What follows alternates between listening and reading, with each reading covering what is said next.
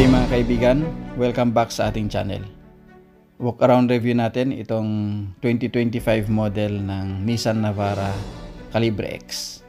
Ito yung version or 4x2 version ng Pro 4X mga kaibigan. So ito yung kulay black, napakaganda yung forma niya.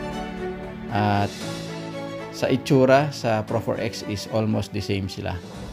Tingnan natin kung anong bago dito sa 2025 model nila mga kaibigan. Sa side profile at sa likod ay almost the same.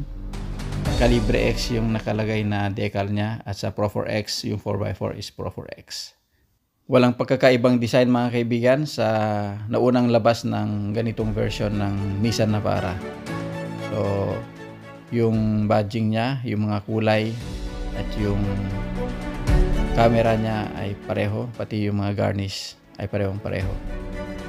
So, ito ay may free bed liner siya mga kaibigan, pero ang bago dito sa 2025 ay wala na yung tie-down hooks na na-adjust sa gilid niya. Pati yung sa Pro 4X mga kaibigan ay tinanggal na rin ng Nissan. At ang difference dito sa gulong ng Pro 4X mga kaibigan ay sa Pro 4X is all-terrain at ito ay highway.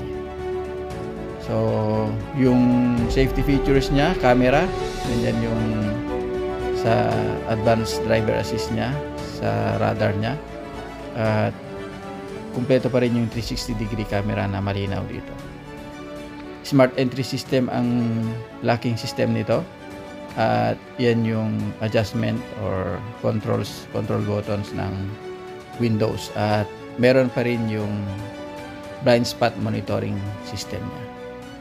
Ang upuan nito mga kaibigan ay yung pinagmamalaki ng Nissan na zero gravity seats.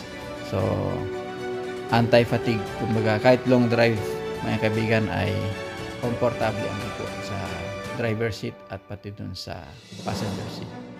Ang interior at exterior ng Calibre X mga kaibigan ay parehong-pareho sa Pro 4X. Ang pagkakaiba lang nila ay yung drivetrain. Ito ay 4x2 at yung Pro 4X ay 4x4. At ang isa sa binago dito or in-upgrade sa 2025 model nila ay yung infotainment system mga kaibigan. Mas pinaganda yung interface at mas malaki yung screen niya.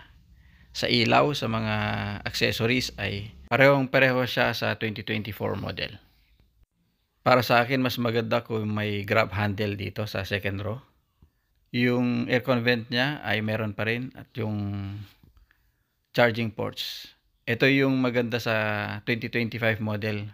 Pinaganda yung interface ng infotainment system at mas pinalinaw yung interface sa camera. At ang speaker nito ay almost the same sa previous model. At ang maganda rito mga kaibigan ay ni-retain yung offline navigation or yung application ng offline na mapa sa infotainment system niya. At ito naman yung meter cluster niya na classic design. So, para sa akin ay okay din siya. Okay pa rin siya.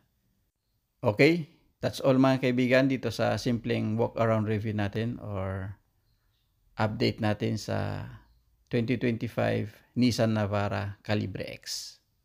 Yan ang napakaangas at napaka-forma na front fascia niya. Yung headlight niya is LED na quad LED. At napakaganda at napaka-forma niya dito sa kulay black. Nakikita yung accents ng design niya na kulay red mga kaibigan. At syempre, ni-retain ng Nissan mga kaibigan yung pinagmamalaki nila na napakagandang suspension ng Nissan Navara. Siya yung edge niya or lamang niya sa ibang pickup. Mas malambot na suspension pero kaya ang 1 ton na load capacity mga kaibigan. Okay, maraming salamat sa panunod mga kaibigan. Hopefully nagustuhan nyo itong simpleng video natin sa 2025 Nissan Navara Calibre X. Maraming salamat muli and as always, keep believing and trusting the Lord. Keep safe and God bless.